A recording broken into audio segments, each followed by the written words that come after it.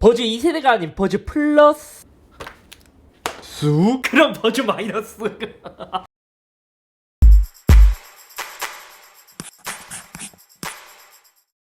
안녕하세요, 이스입니다. 예전부터 삼성은 아이콘이라는 코드리스 이어폰을 출시했지만 큰 관심을 받지 못했고, 작년 갤럭시 S10 공개 당시 갤럭시 버즈가 출시한 이후 에어팟만큼은 아니지만 지난 1년간 엄청나게 큰 인기를 끌었습니다. 심지어 제가 이벤트용으로 갤럭시 버즈를 구입하는데 이 물건이 없다 보니까 정가보다 더 비싸게 파는 곳이 수두룩하더라고요. 그리고 이번에 갤럭시 S20가 공개되면서 갤럭시 버즈 플러스도 함께 공개되었습니다. 가격은 지난 버즈에 비해서 약 2만원 정도 올랐고, 아쉽게도 갤럭시 S10 때는 삼성의 코드리스의 인기가 크게 없었기 때문에 기본 사은품으로 그냥 줬는데, 노트 10부터는 인기 때문인지 그냥 이 할인 쿠폰, 좀 더 저렴한 가격에 구입할 수 있는 쿠폰을 주고 있습니다. 박스를 기존 버즈와 비교해보면 전면의 이미지가 달라졌고, 버즈의 플러스가 추가되었습니다. 나머지는 거의 동일하고, 이 제품을 모두 열어보면 안에 버즈가 들어있는 패키지의 구성도 기존 버즈와 거의 비슷하게 되어 있어요. 일단 많이 궁금해 하시는 블루 색상 구성품 같은 경우에는 여기에 이제 USB Type-C 케이블이 들어있고, 또 이어팁과 윙팁이 각각 3쌍씩 들어있습니다. 근데 이어팁에도 조금 변화가 생겼습니다. 버즈 플러스의 이어팁은 약간 반투명하게 되어 있습니다.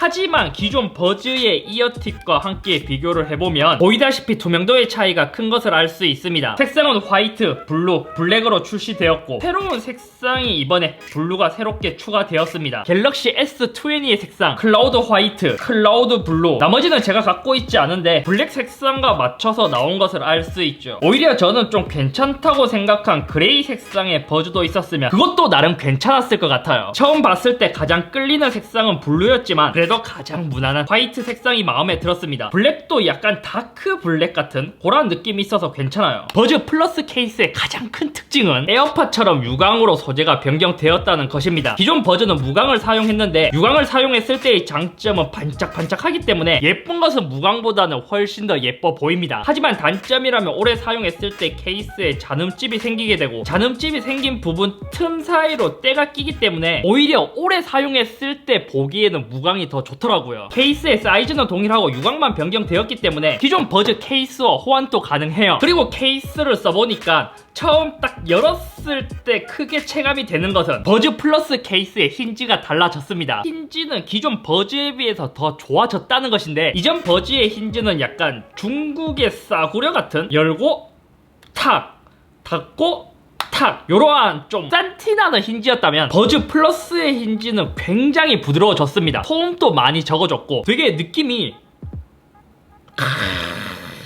굉장히 부드러워지면서 더 고급진 힌지로 변경되었어요. 아마 에어팟의 케이스도 이 열고 닫는 힌지의 느낌, 요것에 대한 칭찬도 많았기 때문에 삼성도 버즈 플러스에서 이 케이스의 힌지를 꽤 많이 신경을 쓴 게 아닐까 싶습니다. 힌지의 느낌이 어떠한 것과 비슷하냐면 마치 프리스탑 힌지와 비슷해요. 힌지가 고정되어 있죠. 이렇게 열었을 때도 고정이 되어 있어요. 하지만 그냥 버즈의 케이스는 처음에 열고 나서 그냥 끝까지 열려요. 이렇게.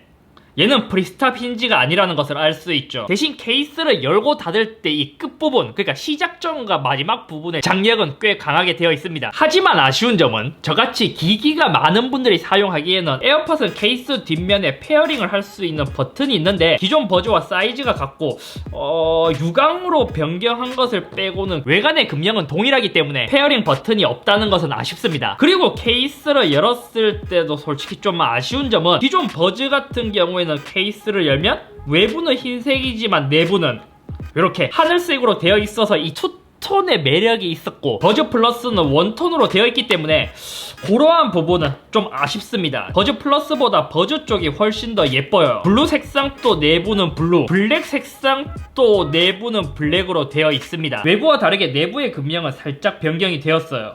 그래서 이게 만약에 호환이 되냐? 케이스 호환되는 것 같은데요. 만약 버즈 플러스를 버즈 케이스에 넣고 지금은 케이스를 바꿔도 정상적으로 인식을 하기 때문에 조금 더 테스트를 해보니까 버즈 케이스에 버즈 플러스를 사용했을 경우 사용은 가능하지만 케이스의 배터리 정보는 나오지 않았습니다. 그럼 유닛을 비교해보면 외관적으로 보기에는 크게 큰 사이즈의 변화는 없어 보입니다.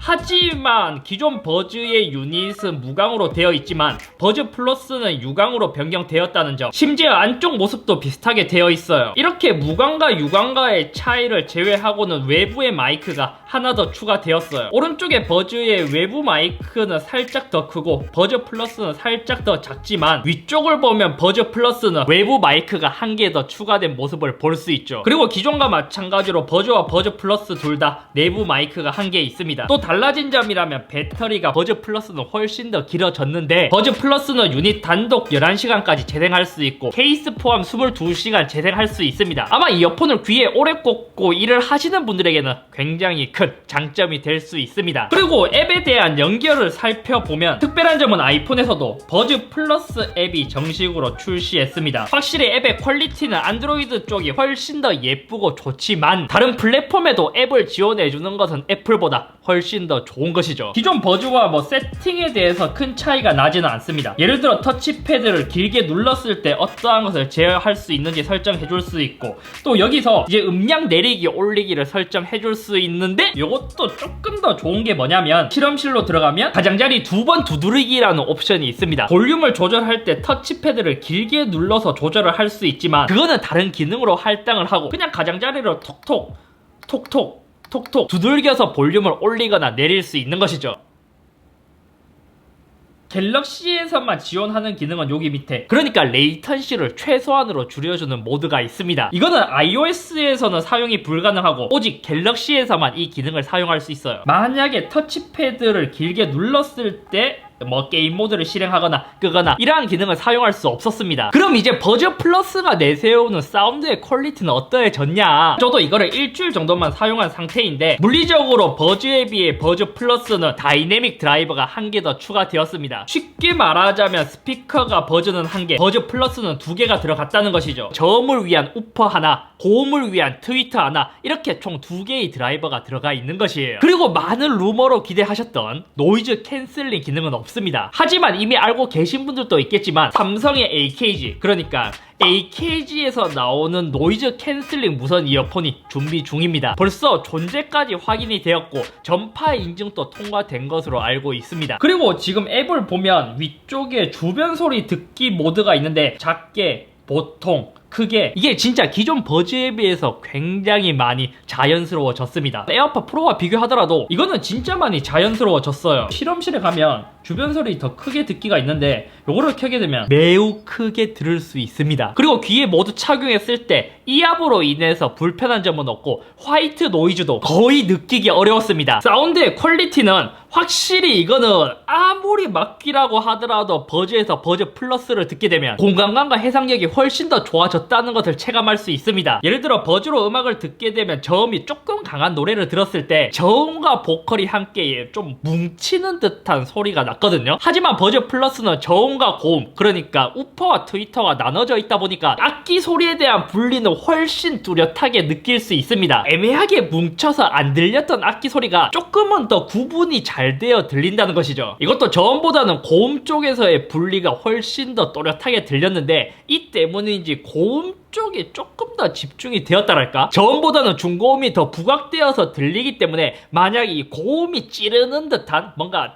카랑카랑한 느낌을 싫어하신다면 약간 호불호가 갈릴 수도 있습니다. 그리고 기존의 부족한 저음은 조금은 더 채워지기는 했어요. 하지만 그래도 여전히 다른 제품들에 비해서는 조금 더 낮고 잔잔하게 저음을 좀 때려주는 음악을 들어보면 버즈에 비해서는 저음이 단단하게 소리가 들렸어요. 에어팟 2세대와 비교했을 때는 에어팟 쪽의 저음이 살짝 더 많게 들리기는 하지만 해상력은 에어팟보다 버즈 플러스가 더 좋게 들렸습니다. 만약 에어팟 프로와 비교한다면 공간감은 에어팟 프로가 더 좋고 버즈 플러스는 에어팟 프로보다 고음이 훨씬 더 찌르는 듯한 느낌이 강했습니다. 착용감 같은 경우에는 기존 버즈와 크게 차이가 나지 않아요. 착용했을 때의 모습을 보여드리자면 화이트, 블루, 블랙, 에어팟 프로, 에어팟 프로와 비교하실 수도 있는데 솔직히 착용감은 에어팟 프로가 갑이에요. 왜냐? 버즈 같은 경우에는 이어팁을 제거해보면 길지는 않지만 일반적인 커널형처럼 노즐이 앞쪽으로 나와 있는 형태이고, 에어팟 프로의 노즐이 앞으로 나와 있지 않고 세미 커널형처럼 되어 있기 때문에 귀 속에 넣었을 때 이 노즐이 있고 없고의 차이가 착용감에 있어 큰 차이가 나더라고요. 차음성 역시 기존 버즈와 큰 차이가 없었고, 다음은 통화 품질을 비교해봤습니다. 지금은 출근길 갤럭시 버즈로 통화를 하고 있습니다. 지금은 출근길 갤럭시 버즈 플러스로 통화를 하고 있습니다. 지금은 출근길 에어팟 프로로 통화를 하고 있습니다. 안녕하세요, 빅섭입니다. 지금은 갤럭시 버즈로 지하철에서 통화를 테스트하고 있습니다. 안녕하세요, 빅섭입니다. 지금은 갤럭시 버즈 플러스로 지하철에서 테스트를 하고 있습니다. 안녕하세요, 빅섭입니다. 지금은 에어팟 프로로 지하철에서 통화를 하고 있습니다. 지금은 갤럭시 버즈로 집에 돌아가는 길에 통화를 하고 있습니다. 지금은 집으로 돌아가는 길에 갤럭시 버즈 플러스로 통화를 하고 있습니다. 지금 집에 돌아가는 길에 돌아가면서 에어팟 프로로 통화를 하고 있습니다. 기존 버즈는 사람의 목소리와 함께 외부의 소음도 많이 유입이 되었고, 버즈 플러스는 외부 소음은 많이 줄고 체감될 만큼 목소리도 확실히 뚜렷하게 들렸습니다. 에어팟 프로와 비교해서는 몇몇 상황에서는 큰 차이가 없을 정도로 많이 좋아졌어요. 하지만 전체적인 경험, 그리고 여러 번 통화를 하면서 상대방에게 통화가 끝날 때 물어본 결과 대체적으로 프로의 통화 품질이 조금은 더 깔끔했다고 합니다. 그래서 기존 버즈 사용자분들이 버즈 플러스로 갈아타야 하냐, 버즈에 비해 음질이 체감될 정도로 좋아졌기는 하지만 음질로 유명한 만큼 좋은 이어폰만큼 음질이 엄청나게 개선된 것은 아니기 때문에 음질 하나만 보고 갈아타는 것은 추천드리지 않고 통화 품질, 배터리, 음질 모든 것을 고려한다면 추천드립니다. 만약 새로 구입한다면 조금의 돈을 아끼는 것보다 한방에 버즈 플러스의 구입을 추천드릴게요. 에어팟 프로에서 버즈 플러스로 넘어가기에는 전체적인 경험에서 가격 차이만큼이나 급 차이는 확실했고, 만약 프로가 아닌 그냥 에어팟을 사용하고 있다면 오픈형이 싫고 음질은 취향 차이가 크지만 제 기준에서는 조금 더 좋은 음질을 원한다면 버즈 플러스의 구입을 추천드릴게요. 아무튼 오늘은 여기까지이며, 이번에 버즈 2세대가 아닌 그냥 버즈에 플러스만 붙었지만 세대가 바뀌지 않고 플러스 붙은 것 치고는 진짜 많은 부분들이 개선되어서 오히려 만족감은 더 높아졌습니다. 유닛이 진짜 비슷해서 바꿔치기 할 수도 있겠는데?